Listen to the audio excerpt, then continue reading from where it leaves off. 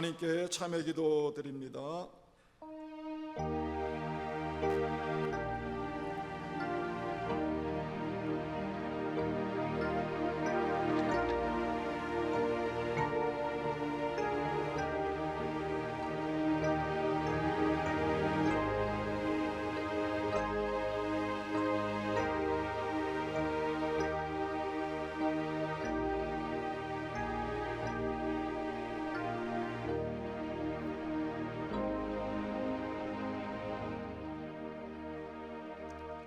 허물의 사함을 받고 자신의 죄가 가려진 자는 복이 있도다. 마음에 간사함이 없고 여호와께 정죄를 당하지 아니하는 자는 복이 있도다. 아멘. 우리의 신앙을 고백합니다.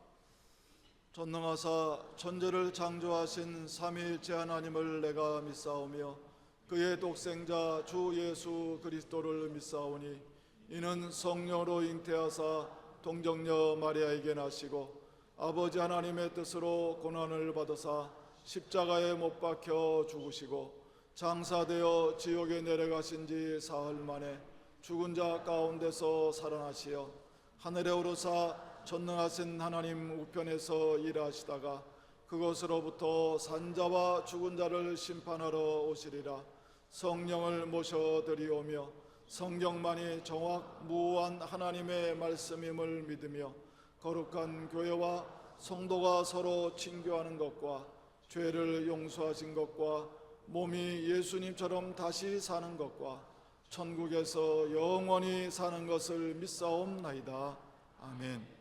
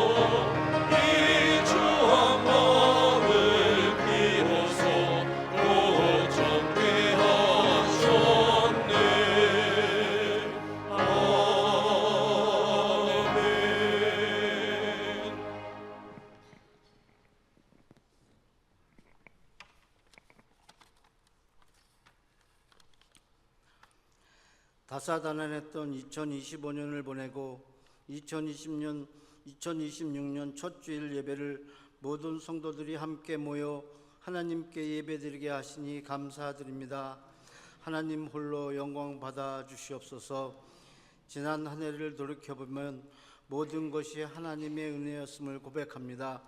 우리의 지난 날들의 죄악들을 이 시간 하나님 앞에 내려놓고 회개하오니 주님의 보혈로 깨끗하게 씻어주시고 새 영을 부어주시옵소서.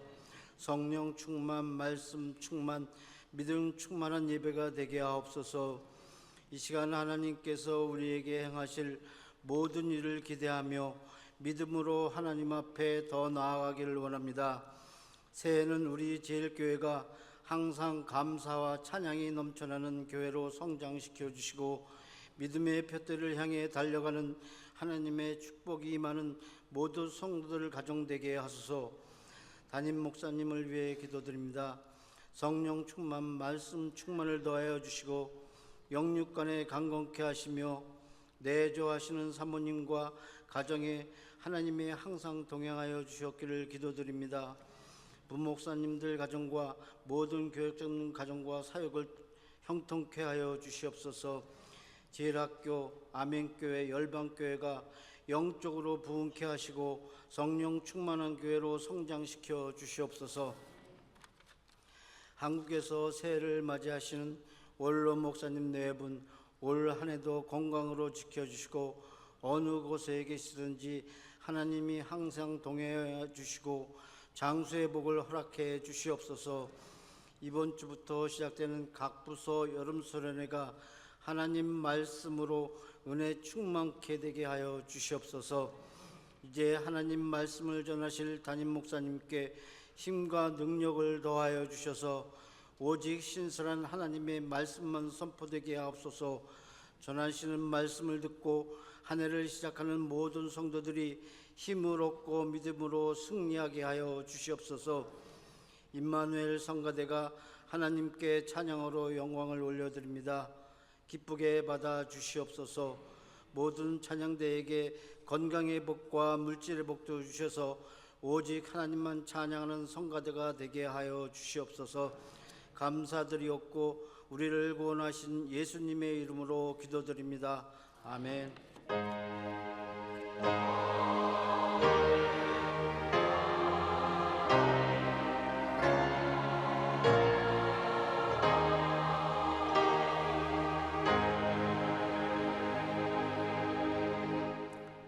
2026년 새해 첫 주일에 우리에게 주시는 하나님의 말씀은 베드로전서 1장의 말씀입니다.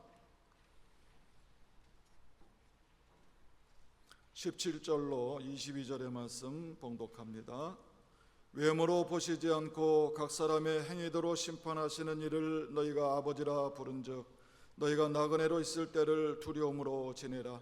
너희가 알거니와 너희 조상이 물려준 헛된 행실에서 대속함을 받은 것은 은이나 금같이 없어질 것으로 된 것이 아니요 오직 흠없고 점없는 어린 양 같은 그리스도의 보배로운 피로 된 것이니라. 그는 창세전부터 미리 알림 바 되시니나 이 말세에 너희를 위하여 나타내신 바 되었으니 너희는 그를 죽은 자 가운데서 살리시고 영광을 주신 하나님을 그리스도로 말미암아 믿는 자니 너희 믿음과 소망이 하나님께 있게 하셨느니라. 너희가 진리를 순종함으로 너희 영혼을 깨끗하게 하여 거짓이 없이 형제를 사랑하기에 이르렀으니 마음으로 뜨겁게 서로 사랑하라. 아멘.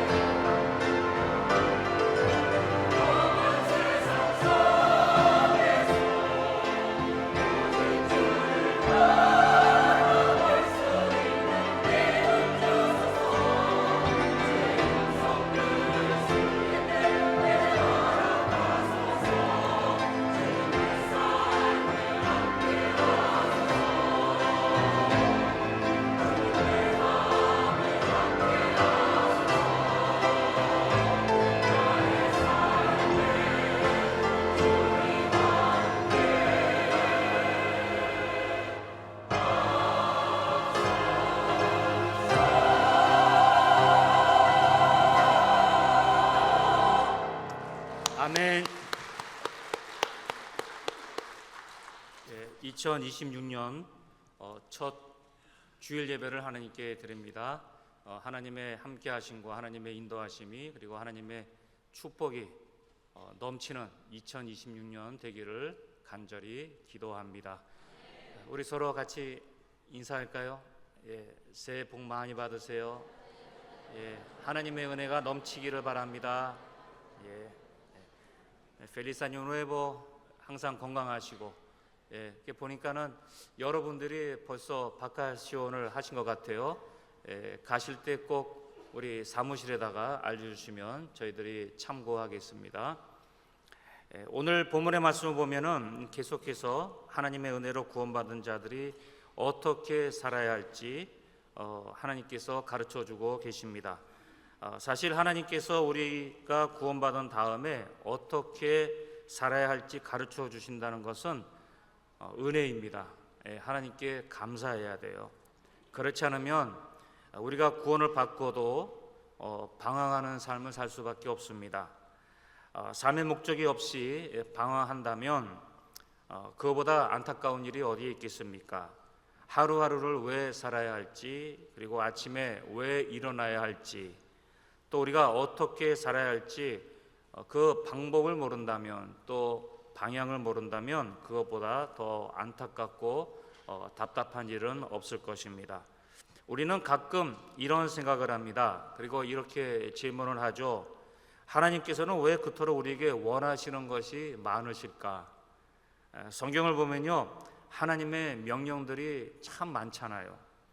하라고 하시는 것도 많고 하지 말라라고 하는 것도 참 많이 있습니다.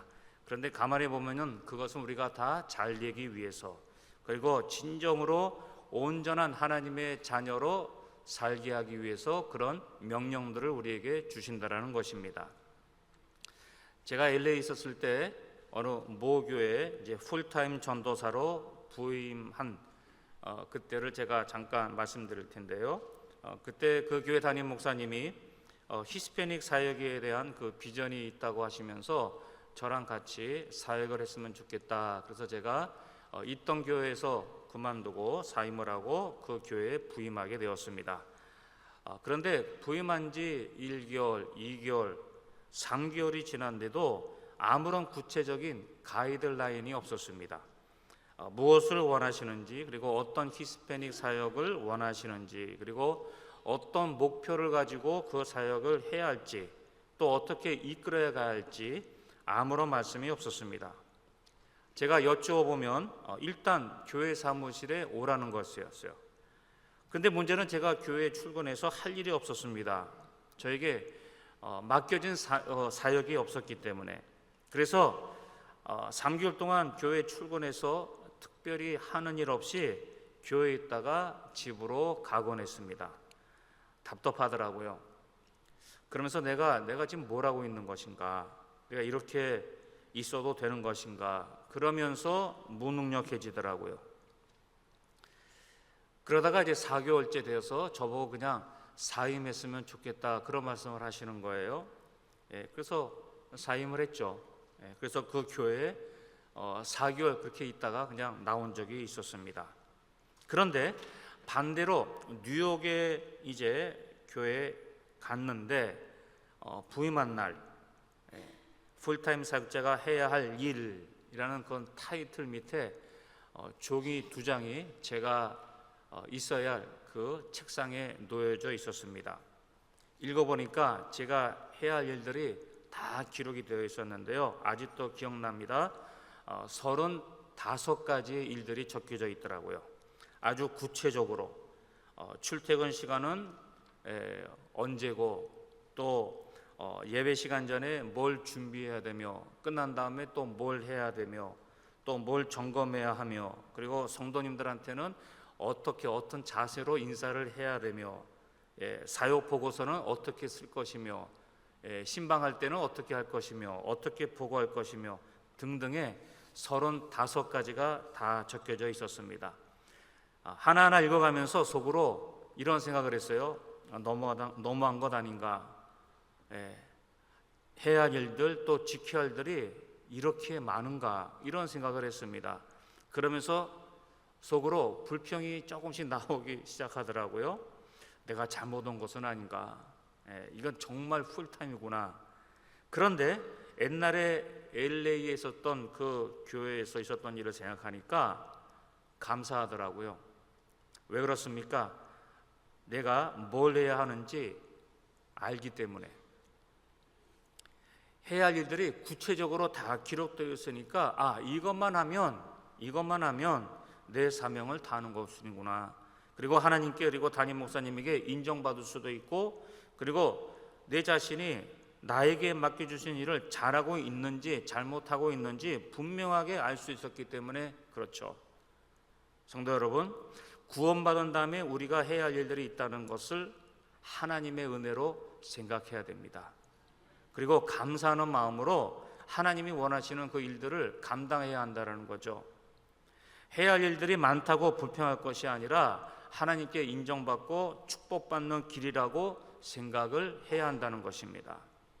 지지난 주일에 살펴본 것처럼 베드로전서 1장 13절에서 16절에서 예수님께서 다시 나타나실 때 주실 은혜를 온전히 바라면서 살라고 그렇게 하나님께서 말씀하셨습니다. 이것은 구원이 완성되는 그 은혜를 바라보면서 살라는 거죠. 그리고 개인의 이익과 그리고 개인의 욕망을 따라 살지 말라. 그리고 하나님처럼 모든 행실에 거룩한 자가 되어라. 이렇게 우리에게 명령을 하셨습니다. 그리고 오늘 본문에서 아래와 같이 살라고 하십니다. 네 가지입니다. 나그네로 있으면서 두려움으로 지내라고 하십니다. 나그네처럼 살면서 두려움을 가지고 살라라는 거죠. 나그네처럼 살라라는 것은 이 땅의 삶이 영원하지 않다라는 것을 기억하고 살라라는 것입니다. 우리가 이 땅에서 오래 살아야 100년 아닙니까? 90년? 보통 사람의 평균 생명 평균이 얼마나 됩니까? 70년, 80년. 성경에서 그렇게 말했잖아요.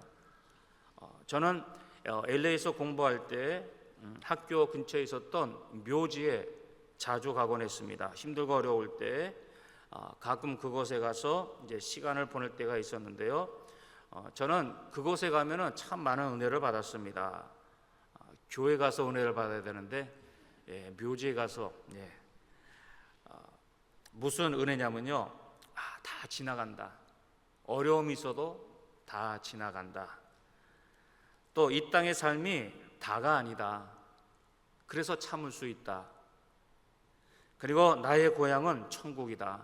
천국, 이 땅이 아니라 천국이다. 그리고 언제라도 하나님께서 부르시면 나는 천국으로 간다.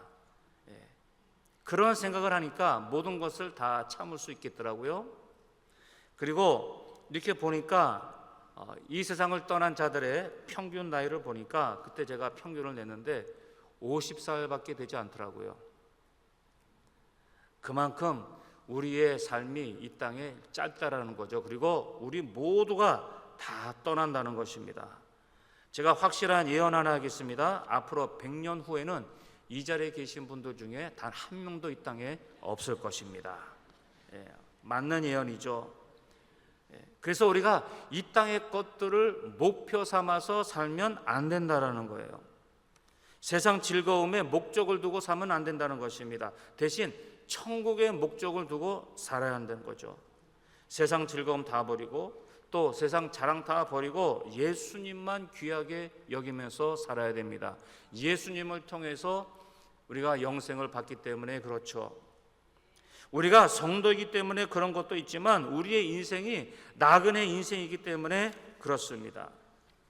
우리의 인생이 나그네 인생이라는 것 아마 모르는 분은 거의 다 없을 것이에요. 그런데 문제는 우리 삶 속에서 나그네 인생의 모습이 보이지 않는다라는 거죠. 가만히 보면 이 땅에서 영원히 살 것처럼 그렇게 산다라는 것이에요.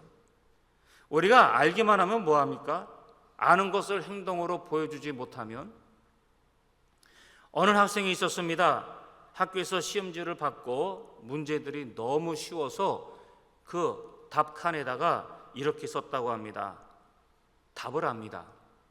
두 번째 문제도 이 답도 압니다. 몇 점을 맞았을까요? 빵점 맞았죠. 그리고 시험지 밑에다가 선생님이 이렇게 썼다고 합니다. 네가 아는 거 나도 안다. 그러나 네가 아는 것을 나에게 보여줘라. 무슨 말씀을 드리려고 합니까? 하나님의 말씀을 알면 그 아는 것을 우리 삶에서 보여줘야 한다는 거죠. 우리의 인생이 나그네 인생이라는 것을 알고 계십니까? 그렇다면 나그네 인생을 사시기를 바라요. 이 말씀은 곧 떠날 준비를 하면서 살아야 한다는 것입니다. 나는 언젠가는 이곳을 떠난다. 나는 언젠가는 하나님 앞에 설 것이다. 이 생각과 함께 신실하게 그리고 온전하게 그리고 천국을 바라보면서 신앙생활을 해야 한다는 거죠. 그리고 우리가 나그네 인생을 두려움을 가지고 살라고 하십니다. 다시 말해서 신중하게 하루하루를 살라는 거죠. 그 이유가 무엇입니까? 17절에 답이 있습니다. 다 같이 읽을까요? 외모로 보시지 않고 각 사람의 행위대로 심판하시는 이를 너희가 아버지라 부른즉 너희가 나그네로 있을 때를 두려움으로 지내라. 다시 말해서 구원받아서 너희가 하나님을 아버지라고 부르면 나그네 있을 때, 다시 말해서 나그네 인생을 살라라는 거죠. 두려움으로 말입니다. 두려움으로. 이 말씀은 우리 하나님은 사람의 외모로 심판하지 않으시고 사람의 행위대로 심판하시기 때문에 두려움을 가지고 신중하게 살라라는 것입니다. 이 말씀은 우리의 삶의 가치를 어디에다가 두고 살아야 하는지는 우리에게 분명히 가르쳐주고 있는 거죠. 삶의 가치를 우리의 외모가 아니라 대신 우리 행위에 있어야 한다는 것입니다. 하나님의 심판의 기준이 우리 행위에 있기 때문에 그렇죠. 가만히 보면요, 우리는 우리의 행위보다 우리의 외모에 신경을 쓸 때가 너무나도 많이 있습니다. 안 그렇습니까? 우리 외모에는 많은 투자를 하잖아요. 머리부터 발끝까지 많은 투자를 합니다. 신경도 많이 씁니다. 우리 외모에 신경을 쓰지 말고 그냥 아무렇게나 하고 살자, 이 말씀이 아니에요. 외모도 중요하죠. 우리가 신경을 써야 됩니다. 깔끔해야 됩니다. 남자는 멋있게 하고 다니고 여자는 아름답게 하고 다녀야 돼요. 분명합니다. 리틀조를 운영하시는 우리 조영만 집사님이 지금 떠난 지가 벌써 2개월이 넘었어요. 그때부터 저는 방황하고 있습니다. 아직까지 물론 뭐 아비시나다 나가면은 미용실이 좋은 데가 많이 있는데 거기까지 평일날 거기까지 가면은 시간을 너무 많이 낭비하는 거죠. 그래서 현지인 미용실을 여러 군데를 다녔는데 아직까지 방황하고 있습니다. 처음에 한 군데 갔는데 이상하게 잘라놨어요. 여러분들 다 보셨을 거예요. 지금 3군데를 바꿨는데 이번에는 조금 마음에 들어요. 조금 마음에 들어요. 황 목사님이 언제 한번 저에게 머리 빠지지 않는 샴푸를 저에게 선물을 하더라고요. 아마 제 머리가 많이 빠진 걸 보셨나 봐요. 이 화면에 제가 이렇게 할 때 여기에 몇 명이 그러더라고요. 여기 이렇게 비었다고. 그래서 제가 열심히 그 샴푸를 사용하고 있습니다. 왜 그렇습니까? 저도 외모에 신경을 씁니다. 우리 양 목사님도 외모에 신경을 많이 쓰잖아요. 그래서 새로운 모습으로 매일 등장을 하시는데 제가 이런 말을 들었어요. 양 목사님도 외모에 신경을 쓰시나? 양 목사님도 사람입니다. 우리 모두 다 외모에 신경을 써요. 그런데 이런 생각을 합니다. 저도 오늘 아침에 일어나서 뭐 샤워하고 뭐 머리에 해를 바르고 뭐하고 외모에 그렇게 신경을 쓰는데 하나님을 맞이하는 그 마음의 준비는 얼마나 하고 있을까? 정말 묵상은 하고 있는가? 여러분, 우리의 외모보다 우리 행위에 더 신경을 써야 됩니다. 우리의 행위가, 다시 말해서 우리의 믿음의 행위가 하나님의 심판의 잣대가 되기 때문에 그래요. 만약 우리의 외모로 심판을 받는다면 어떻게 될까요? 이것이야말로 불공평할 것입니다. 이유는 남보다 더 잘생기고 더 부유하고 말이 유창하고 학벌이나 배경이 좋은 사람이 유리하기 때문에 그렇죠. 그리고 만약에 그렇다면 마음의 회개도 필요 없고 눈물의 기도도 필요 없고 삶의 변화가 아무런 의미가 없기 때문에 그렇죠. 그리고 예수님의 가르침도 필요가 없는 거죠. 그리고 하나님의 은혜도 그리고 십자가도 구속도 불필요해지기 때문에 그렇습니다. 복음은 하나님은 잘 포장해라, 외모를 잘 관리하라 이렇게 하지 않습니다. 대신 있는 그대로 나와라, 마음을 찢으라, 무릎을 꿇어라, 그러면 내가 너희를 새롭게 하리라. 하나님은 분명히 외모로 사람을 취하지 아니하신다고 말씀하셨습니다. 만약 우리가 외모로 심판을 받는다면 그러면 신앙은 연극이 될 것입니다. 그리고 교회는 연극을 하는 무대가 될 것이에요. 우리의 외모가 심판의 잣대가 아니라 우리의 믿음의 행위가 심판의 잣대라는 것을 꼭 기억하시면서 신앙생활을 잘하시기를 간절히 축원합니다. 우리는 우리의 믿음의 행위에 대해서 얼마나 신경을 쓰고 있습니까? 어느 남자가 아무리 신사처럼 옷을 입어도 행위가 쌍스럽거나 행위가 부적절하면 우리는 그 남자를 신사라고 부르지 않을 것이에요. 어느 여자가 아무리 곱게 옷을 입어도 행위가 천박하면 우리는 그 여자를 곱다고 아니면 그 여자가 아름답다라고 말을 하지 않을 것입니다. 여자의 아름다움은 어디서 나올까요? 얼굴에서 나올까요? 소지품에서 나올까요? 아니면 입고 있는 그 옷의 메이커에서 나올까요? 남자의 멋있음은 신사다운 모습은 어디에서 나올까요? 잘생김과 몸과 키에서 나올까요? 아니죠. 행위에서 나옵니다. 그들이 말하는 그 말에서 나오고 상대방을 위하는 행위에서 나온다라는 거죠. 그래서 우리는요, 정말 말 조심하고 행동 조심해야 됩니다. 말을 아껴야 됩니다. 그리고 행동을 신중하게 해야 한다라는 거죠. 이처럼 우리도 외모에만 신경 쓸 것이 아니라 믿음의 행위에 신경을 써야 한다는 것입니다. 얼마 전에 한 기사를 봤어요. 2025년도에 미국에서만 15,000교회가 문을 닫았다고 합니다. 이런 추세로 가면 5년 안에 10만 개의 교회가 문을 닫는다고 하더라고요. 현재 미국에 총 45만 개의 교회가 있다고 합니다. 자, 그런데 이런 추세로 교회들이 문을 닫으면 5년 안에 미국의 4분의 1의 교회가 문을 닫게 되는 거죠. 정말 심각합니다. 왜 그럼 이런 일들이 일어날까요? 여러 가지 이유들이 있습니다. 그런데 그 중에 하나가 바로 이거예요. 성도들의 삶에서 믿음의 행위가 없기 때문에, 그래서 성도들 사이에서 서로 시험받고 서로 실망하고 그러면서 교회를 떠난다라는 거예요. 만약 다른 성도가 나의 믿음 없는 행동 때문에 아니면 내가 그냥 막 던지는 말 때문에 교회를 떠난다면, 하나님은 멀리한다면, 그리고 믿음을 버린다면 그 책임 우리가 어떻게 질 것이냐, 바로 이 말이에요. 그리고 세상 사람들도 이런 모습을 보면서 왜 내가 교회를 나가야 돼? 이 질문에 답을 얻지 못한다는 거예요. 그래서 교회들이 문을 닫는다고 합니다. 성도들이 떠나고 그리고 교회에 올 사람들이 교회에 오지 않기 때문에. 성도들의 올바른 믿음의 행위 없이는 전도의 걸림돌이 될 뿐만 아니라 믿는 사람들까지도 하나님을 멀리하게 할 수 있다는 것입니다. 그래서 우리가 신앙생활하면서 이 올바른 믿음의 행위, 그리고 제일 먼저 믿음 안에서 올바른 말을 해야 합니다. 믿음 안에서 올바른 말이 무엇입니까?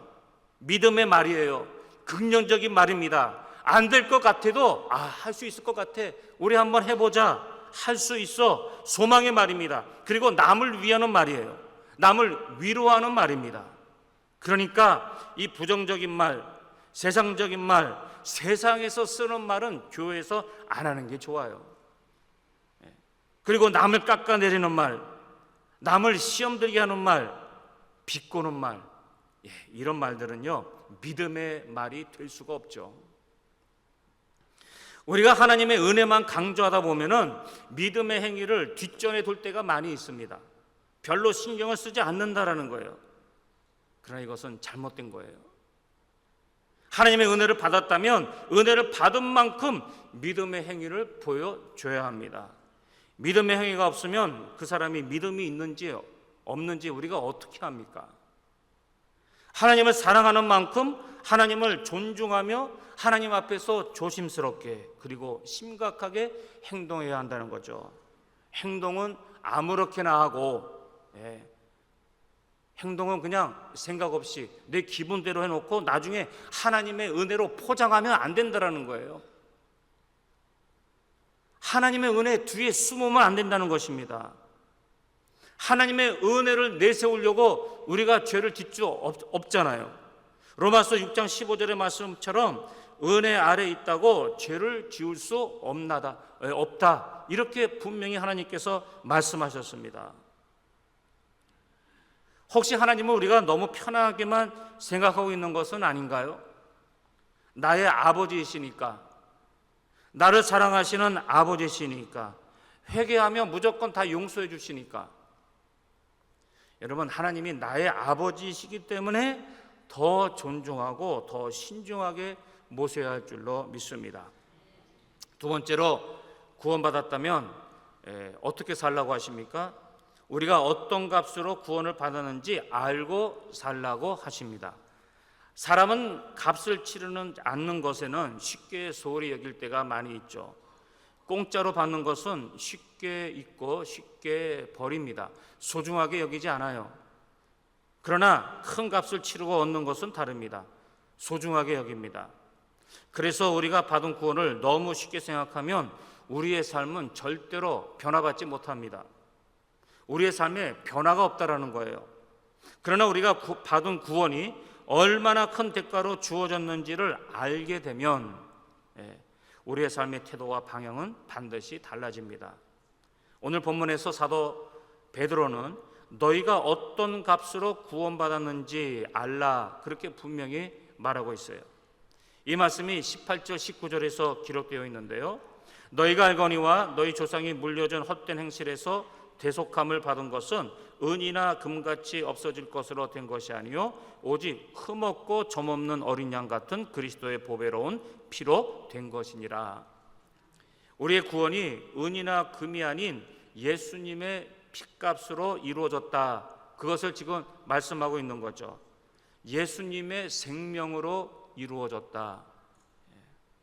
은도 금도 사실 귀합니다. 이 세상에서 가장 귀한 것 중에 하나죠. 이것만 가지면 인생을 성공한 인생으로 살 수 있다라고 생각하는 사람들이 많이 있습니다. 그래서 많은 사람들이 이 은과 금을 위해서 목숨을 바치고 있어요. 그런데 문제는 이것들이 우리에게 구원을 주지 못한다라는 거예요. 그리고 언젠가는 없어진다는 것입니다. 내 손 안에 있어도 언젠가는 없어질 수도 있다라는 거죠. 남에게 빼앗기거나 아니면 우리가 잃어버리거나. 이 말씀은 우리가 아무리 소유하려고 해도 언젠가는 없어진다는 것입니다. 그리고 중요한 것은 이것이 우리에게 구원을 주지 못한다라는 거예요. 그러나 예수님의 피는 우리를 구원시킵니다. 그래서 우리를 천국으로 인도하잖아요. 이 말씀은 이 땅에 아무리 값진 것으로도 구원을 받을 수 없다라는 것입니다.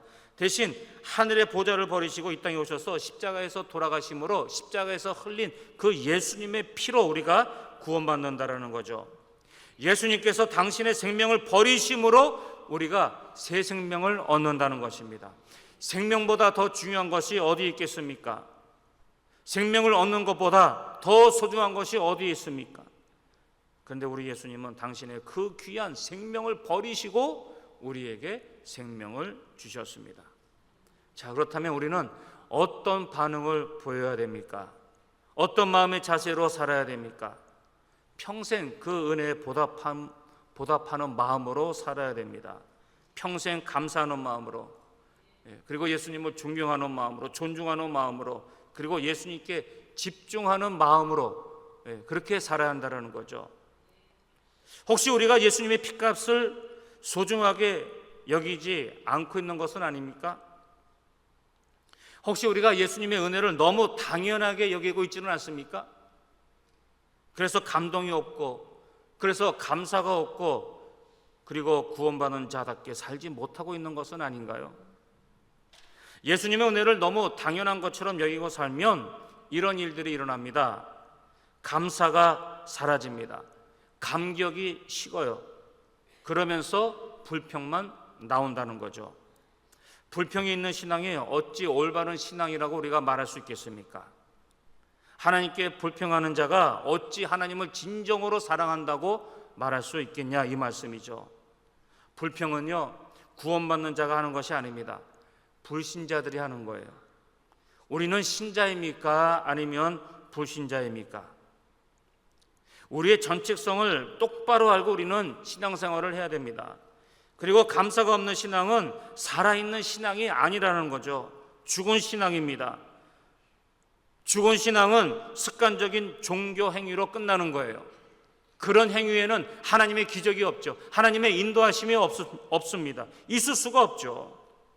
그리고 하나님의 은혜를 값싼 것으로 여기면 그 다음에 회개가 없어지고 죄에 둔감해집니다. 어차피 용서받을 건데 나중에 기도하고 회개하면 될 텐데, 이런 마음이 우리를 지배한다라는 거죠. 그렇게 되면은 성결을 향한 갈망이 없어집니다. 그리고 헌신이 줄어들고 자기 중심적 신앙이 됩니다. 그러면서 희생과 헌신을 부담으로 여긴다라는 거죠. 그래서 로마서 12장 1절의 말씀을 너희가 구원받았으므로 너희 몸을 하나님이 기뻐하시는 거룩한 산제사로 드리라, 이 말씀을 부담으로 여긴다라는 거죠. 나중에는 듣기 싫어한다는 겁니다. 이 구원의 말씀은 받아들인다라고 해놓고 그렇게 생각을 하고, 이제 구원받았으니까 너희 몸을 하나님이 기뻐하시는 거룩한 산제사로 드리라, 이 말씀을 큰 부담으로 여긴다면, 그래서 그 말씀에 불순종한다면 그 사람이 진짜 구원받은 자입니까? 하나님께로부터 받는 데는 익숙하지만 드리는 데는 인색하다면 진짜 믿음이 있다라고 말할 수 있겠냐, 이 말씀이에요.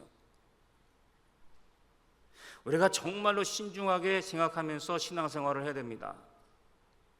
그리고 영적 침체와 무기력에 빠집니다. 예수님의 은혜를 가볍게 여기면 이런 일들이 일어난다는 거죠. 그러면서 기쁨이 사라집니다.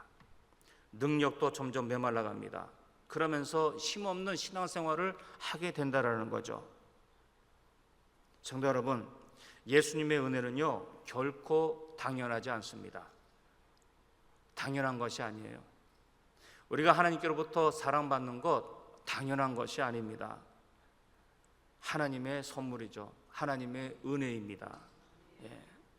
그래서 받은 선물에 보답하는 마음으로 우리가 신앙생활을 해야 됩니다. 세 번째로, 구원받았다면 어떻게 살라고 하십니까? 우리의 믿음과 소망을 하나님께 두고 살라, 그렇게 하나님께서 명령하고 계세요. 21절을 보면은 너희는 그를 죽은 자 가운데서 살리시고 영광을 주신 하나님을 그리스도로 말미암아 믿는 자니 너희 믿음과 소망이 하나님께 있게 하셨느니라. 우리를 구원하신 하나님께 믿음과 소망을 갖고 살라라는 거죠. 사람이 아닌, 그리고 이 땅의 것이 아닌 하나님께 믿음과 소망을 두라는 것입니다. 하나님께서 이렇게 명령하시는 것은요, 우리가 구원을 받고 나서도 믿음의 대상을 잘못 선정하고 살기 때문에 그래요. 솔직히 말해서 우리의 믿음의 대상이 누구입니까? 무엇입니까? 누구를, 그리고 무엇을 의지하며 살고 있습니까? 이 땅의 것들을 더 의지하면서 살고 있지는 않습니까? 우리가 하나님의 말씀을 듣고 또 예배 드리면서 아니라고 말할 수 있지만 실제로 세상에 나가면 이 땅의 것들을 더 의지하고 살 때가 많지 않습니까? 코로나19가 시작하면서 모든 학교가 문을 닫았습니다. 2020년 3월 말이었습니다. 코로나19가 팬데믹으로 선전되면서 3월 말부터 학교 문을 닫았습니다. 그리고 몇 개월 있다가 이제 온라인으로 이제 수업을 가르쳤죠. 4월이 지나가고 5월달이 지나가고 6월달, 8월이 지나갔습니다. 학교에 문제가 생겼죠. 선생들 월급을 줘야 되는데 학비가 들어오지 않았습니다. 들어와도 아주 적게 들어왔습니다. 그러다 보니까 이 믿음의 대상이 갑자기 학비가 되었어요. 자나깨나 오로지 하나님, 학비가 들어야 됩니다. 그래야 월급을 줄 수 있습니다. 그러니까 모든 기도가, 물론 하나님께 기도를 하고 있었지만 모든 포커스가 돈이었어요. 학비였습니다. 물론 그때 당시 주정부가 뭐 도와준다고 그런 프레스타모도 있고 그랬는데 변호사가 하는 말이 그거 받았다가는 나중에 문제가 있을 것이다. 나중에 뭐 세금 내고 그럴 때에 조사가 들어올 것이다. 그래서 될 수 있으면 주정부에서 도움을 받지 않는 게 좋겠다. 그래서 받지 않고 있었습니다. 뭐 그렇다고 해서 많이 주는 것도 아니었어요. 월급 전체의 몬토에 뭐 한 10%, 20%? 그래서 우리가 안 받기로 했어요. 대신 기도를 했습니다. 하나님, 빨리 학비가 들어오게 해주세요. 월급이 밀리기 시작했습니다.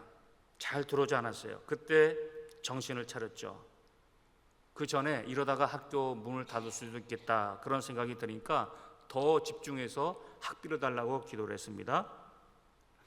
그런데 나중에 이제 학비가 밀리면서 그때 이제 제대로 기도하기 시작했죠. 학비에 시선을 맞춰서 기도하는 것이 아니라 하나님께 시선을 맞추면서 기도를 했습니다. 하나님, 안 주셔도 됩니다. 하나님께서 다른 길로 인도해 주실 줄로 믿습니다. 그리 아니하실지라도의 믿음을 가지고 하나님만 바라보게 되었다라는 거죠. 그랬더니 어느 순간부터 매달 때마다 선생님들 월급이 줄 수 있는 액수가 모아졌습니다.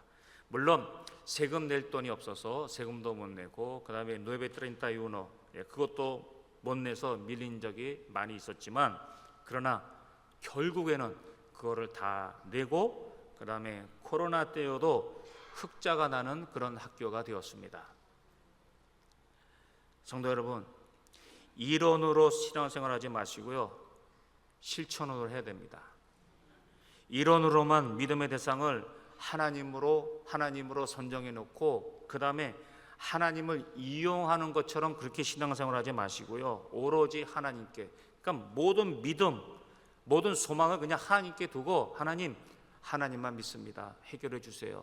해결해 주지 않으셔도 다른 길로 열어줄 줄로 믿습니다. 이런 믿음을 가지고 하나님을 섬기라는 거죠. 사람이 돼서는 안 됩니다. 어떻게 사람이 우리의 믿음의 대상이 될 수 있겠습니까? 언제 어떻게 될지 모르고, 그리고 언제 어떻게 변할지 모르는 사람 아닙니까? 그 사람이 나빠서가 아니라 우리 모두가 다 죄인이기 때문에 그렇죠. 사람이 아무리 약속을 하면 뭐합니까? 언제 어떻게 될지 모르는데. 그리고 사람뿐만 아니라 은과 금이 돼서는 안 됩니다. 이것도 영원하지 않잖아요. 하나님께서 분명히 말씀하셨잖아요. 영원하지 않다고. 이런 것들을 믿음의 대상으로 삼았다가는요, 나중에 반드시 후회합니다.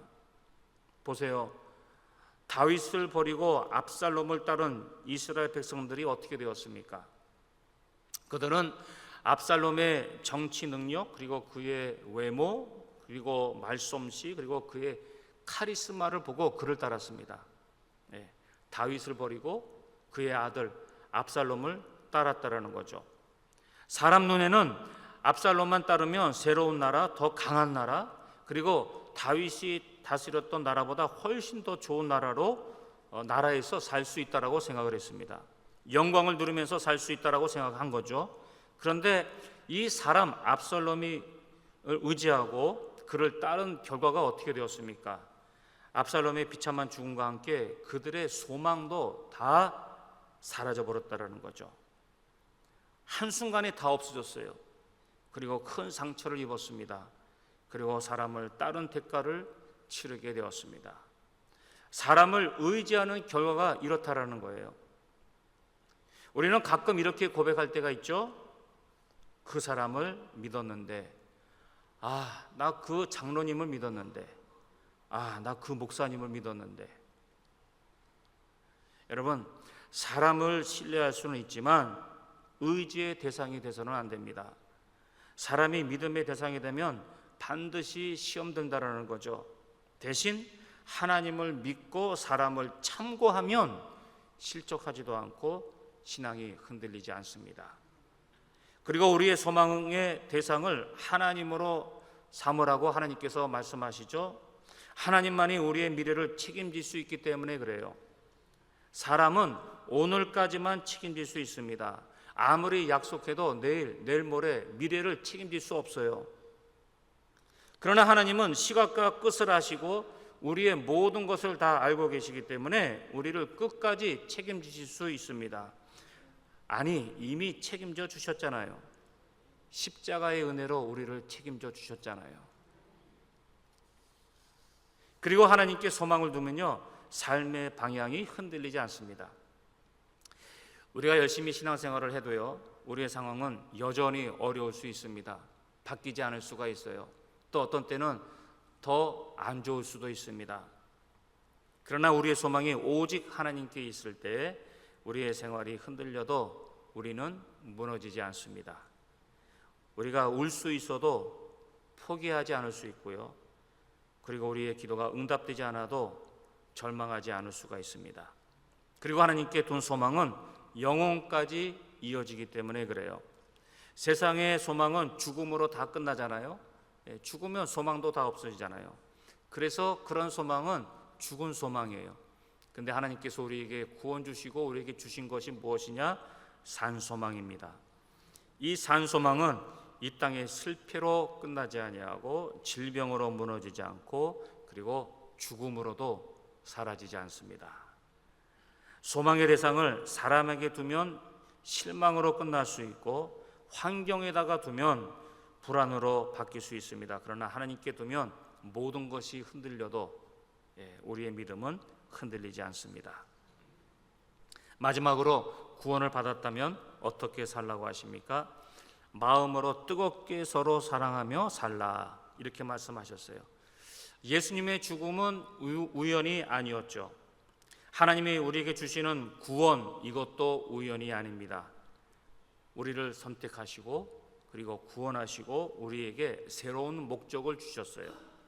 22절의 말씀입니다. 너희가 진리를 순종함으로 너희 영혼을 깨끗하게 하여 거짓이 없이 형제를 사랑하기에 이르렀으니.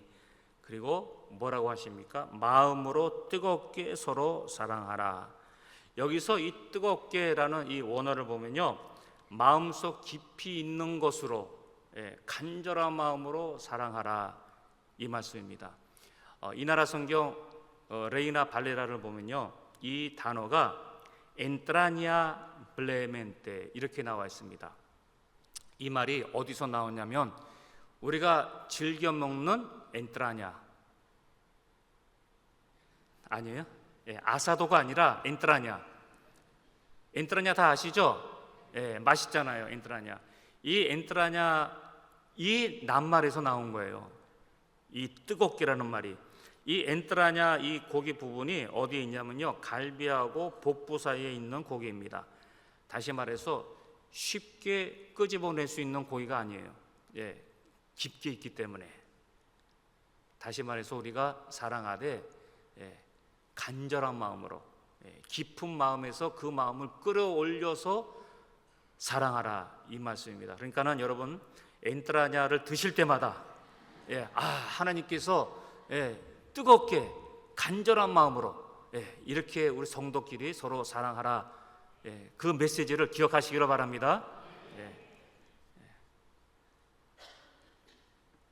여름 수련회 때 아사도하고 엔트라냐 준비해 주시면 수련회 때 더 은혜가 될 것입니다. 예. 이렇게 뜨겁게 서로 사랑하라. 구원의 증거는요, 말로가 아니라 삶으로 나타나야 됩니다. 삶으로 나타나고 있습니까? 여러분들 삶에서? 여러분들을 모르는 사람들이 여러분들의 모습을 보면서 저 사람은 구원받은 사람이다, 이렇게 될까요? 그 정도는 돼야 됩니다. 저 사람은 달러. 이거를 넘어서 진실로 사랑하는구나. 특히 이 예수님의 사랑을요, 성도의 사랑으로 나타나야 됩니다. 계산적인 사랑이 아닌, 조건적인 사랑도 아닌, 그리고 형식적인 사랑도 아닌, 또 나에게 유익이 되는 그런 사랑이 아니라 모든 성도를 마음으로 뜨겁게 사랑하는 것, 이게 바로 구원받은 사람이 해야 할 사랑입니다. 큰 숙제죠. 우리 2026년 이런 사랑으로 우리 모두 서로 사랑하기를 간절히 소원합니다. 내가 좋아하는 사람만 사랑하는 것, 그게 뭐가 대단합니까? 누구나 할 수 있는 것 아닙니까? 세상 사람들도 그렇게 할 수 있습니다. 그래서 하나님께서 너희가 구원받았다면 마음으로 뜨겁게 서로 사랑하라, 그렇게 말씀하시는 거예요. 신앙이 깊어질수록, 그리고 믿음이 굳세질수록 상대방을 대할 때 더 까다롭게 하는 것이 아니라, 더 까칠하게 하는 것이 아니라, 그리고 신경질적으로 하는 것이 아니라, 가끔 이런 사람들이 있잖아요. 대신 더 부드럽게, 그리고 상대방을 더 품어야 한다는 것입니다. 내 마음에 들지 않아도 참고 은혜의 눈으로 바라보면서 용서하고 이해하며 더 감싸야 한다는 거예요. 자, 그런데 이렇게 하는 것을요, 서로 해야 됩니다. 서로.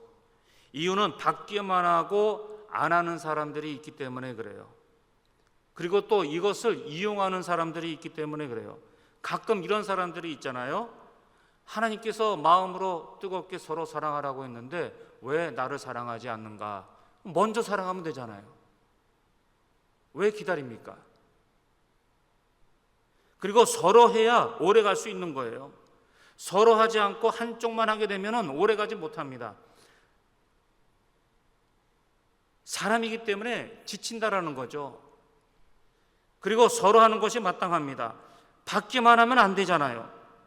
뭐든지 다 그렇습니다. 사람 사이에도 그렇고 하나님과의 관계에서도 그렇습니다. 받은 은혜가 있으면 주는 은혜도 있어야죠. 이거는 사람들끼리도 그렇고 하나님과의 관계에서도 그렇습니다. 받은 것이 있으면 주는 것도 있어야 됩니다. 자, 그러면 우리는 어떻습니까? 성도들을 형식적으로 사랑하고 있습니까? 그들 앞에서만 그냥 입 서비스만 하고 있습니까? 아니면 정말 하나님의 말씀처럼 마음으로 뜨겁게 사랑하고 있습니까? 이렇게 하기 위해서는요, 제일 먼저 일단 상대방을 미워하면 안 됩니다. 그리고 그 사람으로 인해서 불평하면 안 돼요. 대신 그 사람을 위해서 기도해야 됩니다. 기도하면요, 그 사람을 향한 마음이 바뀌잖아요. 바뀝니다. 반드시 바뀝니다. 하나님을 향한 여러분들의 사랑은 어떤 사랑입니까? 또 성도들을 향한 여러분들의 사랑은 어떤 사랑입니까? 여러분들의 신앙은 사람을 살리고 있습니까? 아니면 사람을 밀어내고 있습니까? 결론입니다. 모든 일의 시작이 중요합니다. 모든 일의 시작이 반이라고 하지 않습니까? 사실 시작이 어떻게 반이 됩니까? 그냥 시작이지. 그만큼 중요하다는 거죠. 이제 2026년도를 시작합니다. 이렇게 한 해를 시작하면서 여러분들 마음속에는 어떤 다짐이 있습니까? 어떤 다짐으로 2026년도를 시작하려고 합니까? 물론 개인적으로 많은 꿈들이 있고 또 가정으로, 그리고 사업의 목표가 있을 것입니다. 그러나 영적으로 오늘의 말씀처럼 하나님이 원하시는 이 네 가지를 실천하시면서 사시기를 간절히 바랍니다. 나그네의 삶을 사시기를 바랍니다. 신중하게 살아야 돼요. 그리고 심판의 기준이 우리의 입에 있는 것이 아니라, 물론 입에도 있죠. 그러나 우리의 외모에 있는 것이 아니라 우리의 믿음의 행동에 있다는 것을 기억하시면서 사시기를 바랍니다. 그리고 어떤 값으로 구원을 받았는지, 다시 말해서 무게 있게 신앙생활을 하라는 거예요. 무게 있게, 구원받은 자답게, 그리고 믿음과 소망을 오직 하나님께만 두고, 눈에 보이는 이 땅의 것이 아니라 하나님께만 두고, 그리고 우리 서로 마음으로 뜨겁게 서로 사랑합시다. 이렇게 살 때 축복의 열매가 많이 맺혀질 줄로 믿습니다. 다 같이 기도합니다. 하나님 아버지, 하나님의 은혜로 구원받았기에 2026년도를 오늘의 말씀처럼 살기를 간절히 원합니다. 우리의 삶에 무슨 일이 있어도 천국을 바라보며 천국을 사모하며 살기를 간절히 원합니다. 아무리 많은 유혹이 있을지라도 구원받은 자답게 천국 백성답게 살기를 원합니다. 나그네 인생을 살기를 원합니다. 우리의 믿음과 소망을 오직 하나님께 두고 살기를 원합니다. 그리고 서로 사랑하며 살기를 원합니다. 우리의 힘으로는 부족합니다. 성령 충만함을 허락하여 주셔서 하나님의 힘으로 할 수 있도록 도와주시옵소서. 그러기 위해 더 기도하게 하시고 하나님을 더 의지하게 하시고 하나님의 말씀에 거하게 하여 주시옵소서. 그래서 하나님의 영으로 우리를 사로잡아 주셔서 하나님께만 순종하는 우리 모두가 다 될 수 있도록 하나님 축복하여 주시옵소서. 하나님을 사랑하는 마음으로 우리에게 주어진 모든 일들을 감사함으로 그리고 기쁜 마음으로 감당하게 하여 주시옵소서. 예수님의 이름으로 간절히 기도합니다. 아멘. 이제는 우리 주 예수 그리스도의 은혜와 하나님의 사랑과 성령님의 역사 충만하심이 2026년도를 하나님의 뜻대로 살기를 원하는 온 성도님들의 머리 위에, 그들의 가정과 사업과 하시는 모든 일 위에, 그리고 우리 열방교회 아멘교회 후후의 학교 위에 항상 함께하기를 간절히 축원하옵나이다. 아멘.